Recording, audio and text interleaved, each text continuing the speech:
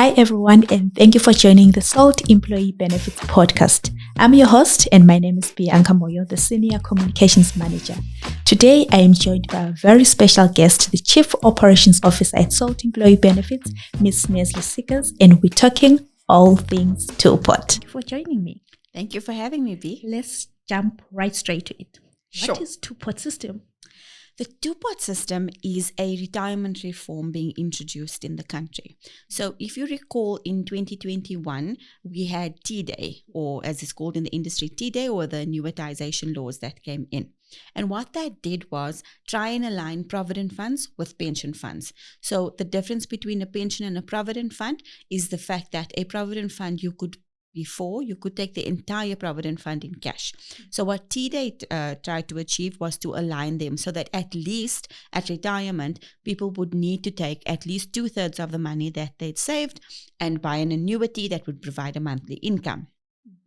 TwoPot is the next step of our journey towards a more robust retirement system that actually caters for retirement. So what it does is, in addition to the vested and non-vested pots that were introduced with T-Day, it introduces 2 new pots. So it introduces a savings pot and a retirement pot. The savings pot, so what it is it's prospective, it's not retrospective. So we will have vested and non-vested pots up until August 2024. And from the 1st of September, we will introduce the savings and retirement pots. And really what that means is all new contributions after the 1st of September will be split 1/3 into the savings pot and 2/3 into the retirement pot. The savings pot is the purpose of the savings pot is for members who have emergencies, who run into financial distress. What we see is that members resign from their jobs in order to access their retirement savings. If there's a financial emergency, and I mean, that means different things for different people. For some people, it's their daily car that breaks down so they can't get to work anymore. For other people, it is stuff like a death in the family, or their kids need there's educational needs from the children. So for various reasons. Yeah. To stop the bleeding, the people resigning and taking 100% of the benefit out in cash, this reform was introduced. So it gives them access to a savings pot while still employed that helps them deal with those rainy days, with those emergencies, without having them withdraw. At the same time, it safeguards the 2/3 that we're allocating to the retirement pot, and that money stays there until they reach retirement age. Thank you for that news. I read one of your articles where you spoke about something called the seed capital, that there'll be money that will be transferred to the savings pot. Sure. Could you please take us through that? What is seed capital? Is there a minimum, maximum amount? What is it that we need to know about the seed capital? Thank you for the question. So, seed capital is how we kickstart the savings pot in September. So currently, no member has a savings or retirement pot. Yes. We only start those pots after the 1st of September. Now, to start off the savings pot, the legislation has agreed to a 10% to a maximum of 30,000 transfer from your existing fund credit at the 31st of August. So if you have both a vested and non-vested pot, we will take 10% of each pot to a maximum of 30,000 and move that to start off your savings pot. For members that only joined funds after 2021, they'll only have a non-vested pot, and we'll then take 10% of the non-vested pot to a maximum of 30,000 and put it into that savings pot. It's intended to kickstart, to help members with these rainy day emergencies.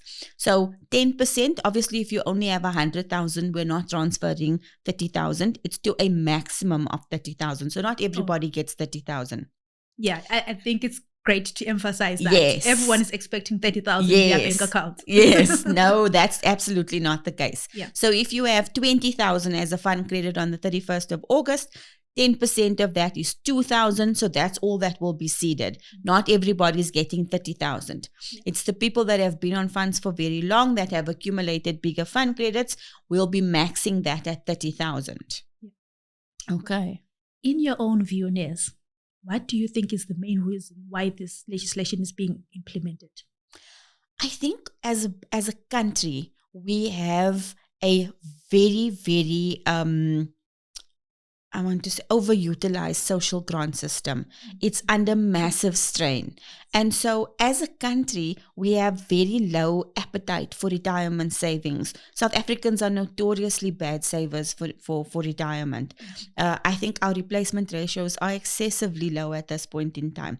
A replacement ratio is if you earn 5,000 Rand today, if you retire, how much money based on your savings, what will your income be? And for most people, you'll find that it's less than 500 Rand based on what they've saved, because they continue to withdraw. Every time they move from their employer, they take all of the benefits out in cash.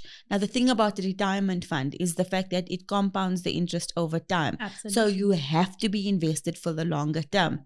So that's what the retirement pot does. It locks that money in. And so what we expect to see is better overall retirement income in the longer run. Yep. So while also, taking cognizance of the fact that people do have emergencies, they do have unforeseen circumstances, which is what the savings pot allows for. That being said, we are definitely dissuading people from just, a handbag is not an emergency, is what my husband said to me. So it must truly be something that you cannot avoid for you to access that savings pot. Yeah. And what's important is for members to understand that when we see it after the 1st of September, and let's say they're one of the ones that have 10,000 Rand as seed capital, every month that amount will grow. It's not a use it or lose it. They don't lose the opportunity for the money. It continues to grow. It continues to gain investment return. New contributions are added every month. And so that pot will grow over time.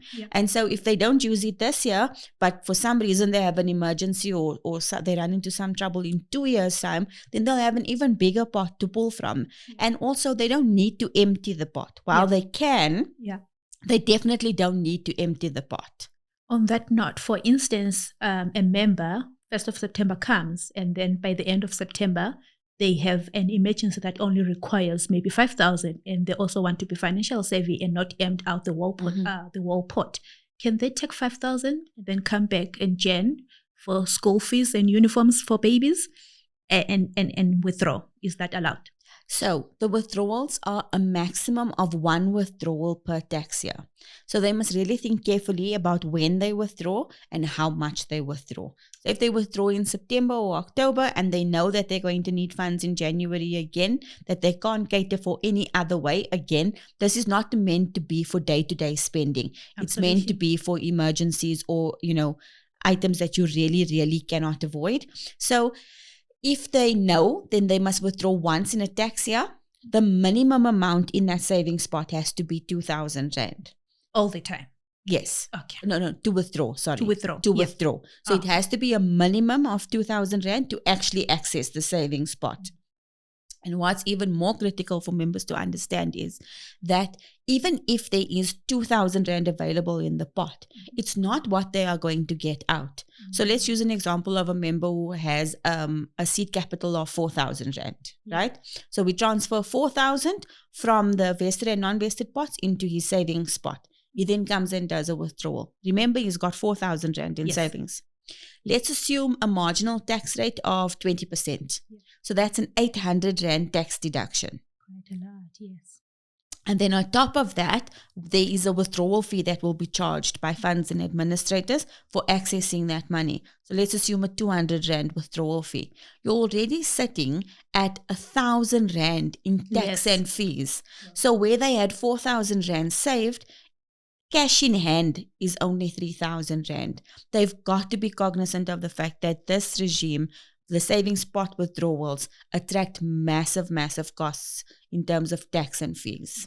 I like that, Nez, and I think I will have to sit down again with you just to unpack those costs that are associated with the withdrawal of the savings pot. Absolutely. But before I let you go for now, when are we expecting the implementation date? Because we have had March 2024, then it was moved to 2025. Yes. Is it still happening this year or not? Well, I'm very pleased to announce that Sunday over dinner, the President signed the Pension Funds Amendment Bill, and so the TwoPot system will go live on the 1st of September 2024.